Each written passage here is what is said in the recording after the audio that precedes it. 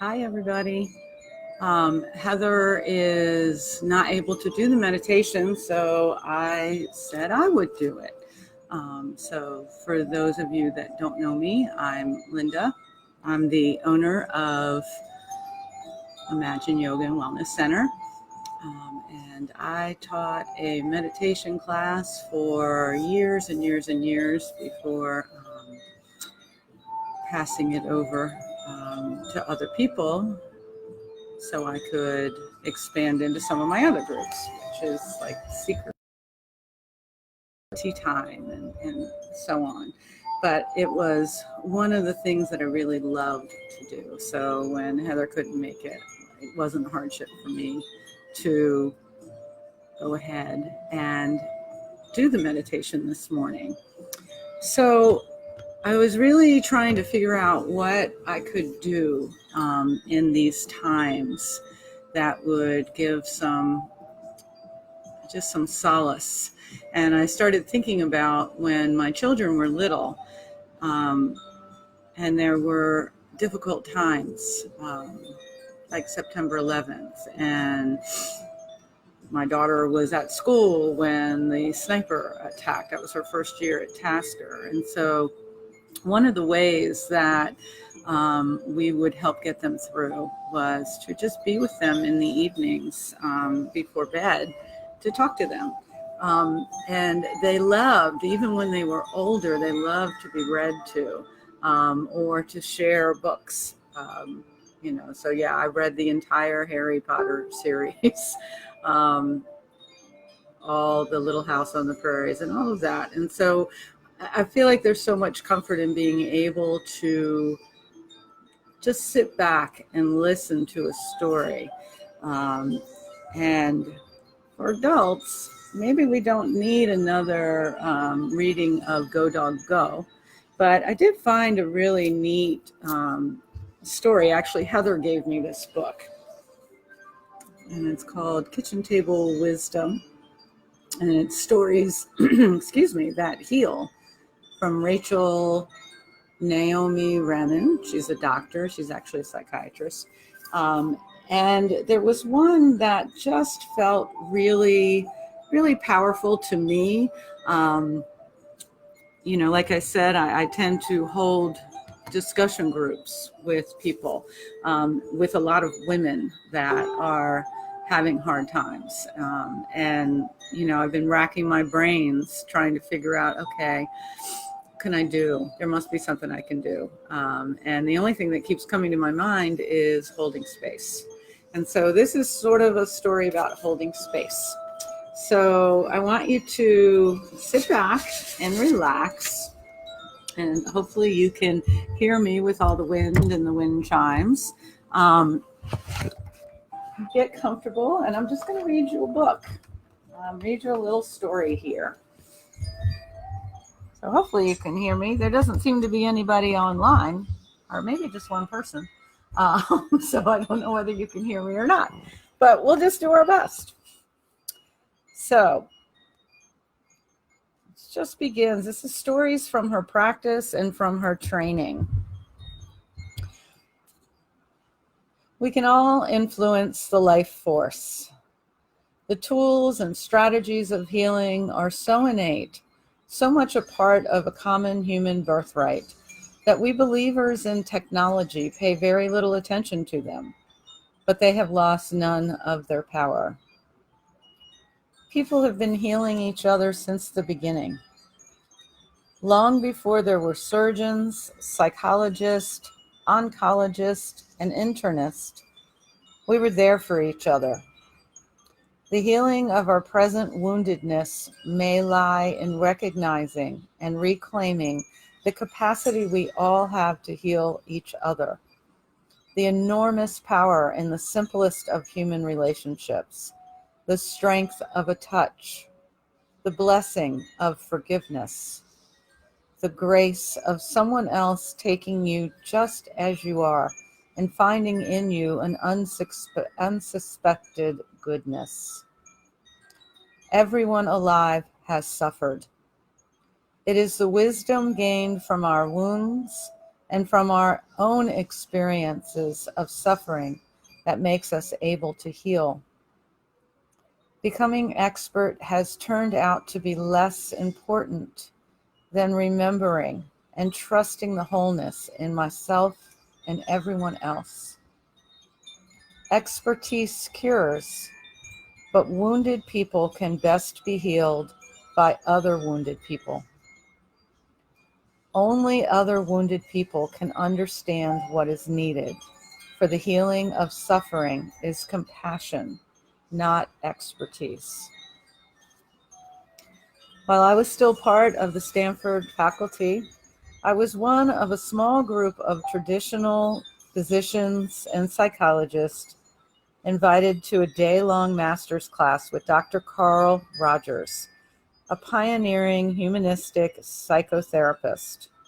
I was young and proud of being an expert, sought after for my opinions and judgments. Rogers' approach to therapy, called unconditional positive regard, seemed to me to be a deplorable lowering of standards. Yet it was rumored that his therapeutic outcomes were little short of magical. I was curious, and so I went. Rogers was a deeply intuitive man, and as he spoke to us about how he worked with his patients, he paused often to put into words what he did instinctively and naturally. Very different from the articulate and authoritative style of presentation I was accustomed to at the medical center. Could someone so seemingly hesitant have any expertise at all? I doubted it. From what I could gather, unconditional positive regard came down to sitting in silence and accepting everything the patient said without judgment or interpretation. I could not imagine how this might prove helpful. Finally, Dr. Rogers offered us a demonstration of his approach. One of the doctors in the class volunteered to act as his client, and they rearranged their chairs to sit opposite one another. As Rogers turned toward him and was about to begin the demonstration session, he stopped and looked thoughtfully at his little audience of experts, myself among them. In the brief silence, I shifted impatiently in my chair, and then Rogers began to speak.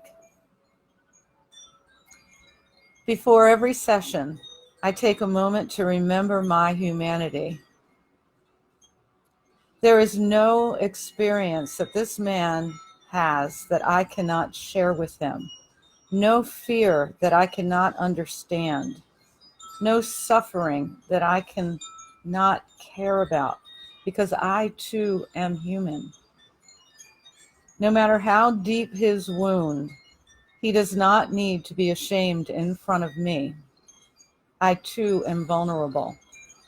And because of this, I am enough. Whatever his story, he no longer needs to be alone with it. This is what will allow his healing to begin. The session that followed was profound. Rogers conducted it without saying a single word, conveying to his client simply by the quality of his attention a total acceptance of him exactly as he was. The doctor began to talk, and the session rapidly became a great deal more than a demonstration of a technique. In the safe climate of Rogers' total acceptance, he began to shed his masks, hesitantly at first, and then more and more easily. As each mask fell, Rogers welcomed the one behind it unconditionally, until finally we glimpsed the beauty of the doctor's naked face. I doubt that even he himself had ever seen it before. By that time, many of our own faces were naked, and some of us had tears in our eyes. I remember wishing that I had volunteered, envying this doctor the opportunity to be received by someone in such a total way. Except for those few moments with my godfather, I had never experienced that kind of welcome. I had always worked hard at being good enough. It was the golden standard by which I decided what to read, what to wear, how to spend time, where to live, and even what to say. Even good enough was not really good enough for me. I had spent a lifetime trying to make myself perfect. But if what Rogers was saying was true, perfection was the booby prize. What was needed was simply to be human. I was human. All my life I had feared being found out. What Rogers was pointing to is, of course, a very wise and basic principle of healing relationship. Whatever the expertise we have acquired, the greatest gift we bring to anyone who is suffering is our wholeness. Listening is the oldest and perhaps the most powerful tool of healing. It is often through the quality of our listening and not the wisdom of our words that we are able to affect the most profound changes in people around us. When we listen, we offer with our attention an opportunity for wholeness. Our listening creates sanctuary for the homeless parts within the other person. That which has been denied, unloved, devalued by themselves and others, that which is hidden. In this culture, the soul and the heart too often go homeless. Listening creates a holy silence. When you listen generously to people, they can hear truth in themselves, often for the first time. And in the silence of listening, you can know yourself in everyone. Eventually, you may be able to hear in everyone and beyond everyone the unseen singing softly to itself and to you.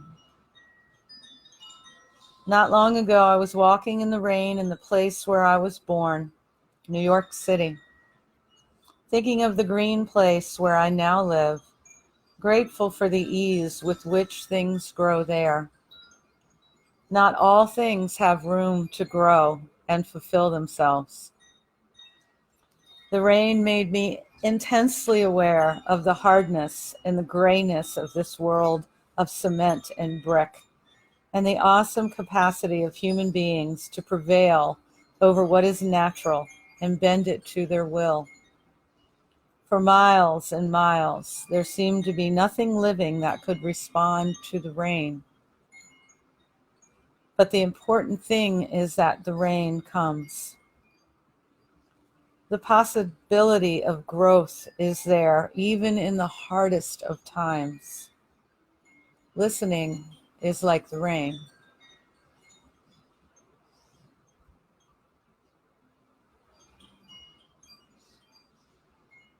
So let us take a few minutes here to just digest that, to just allow ourselves to consider the possibilities that it doesn't matter what we say. We don't have to try to find the words. We do need to listen, and we do need to empathize. Let us take a few minutes of silence to bring that in.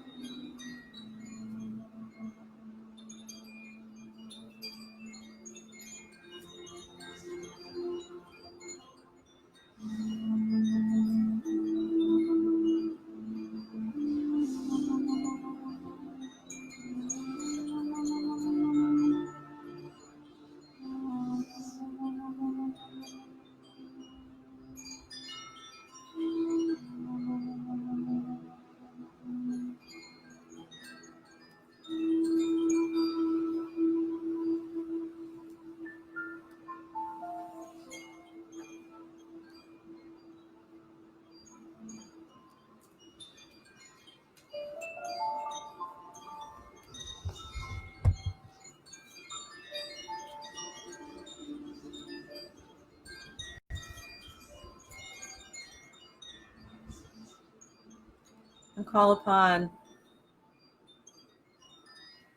all the archangels, spirit guides, the ascended masters, and the enlightened beings to bring peace, to bring comfort, to help us hold the space of understanding to those who are so broken, who are busy fighting for their rights. I hold space for the protesters showing extraordinary courage. And I hold space for all of us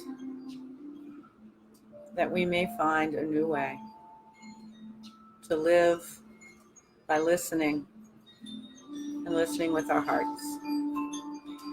In the name of all that is sacred, holy, and true. Amen. Thanks for joining me. See you soon.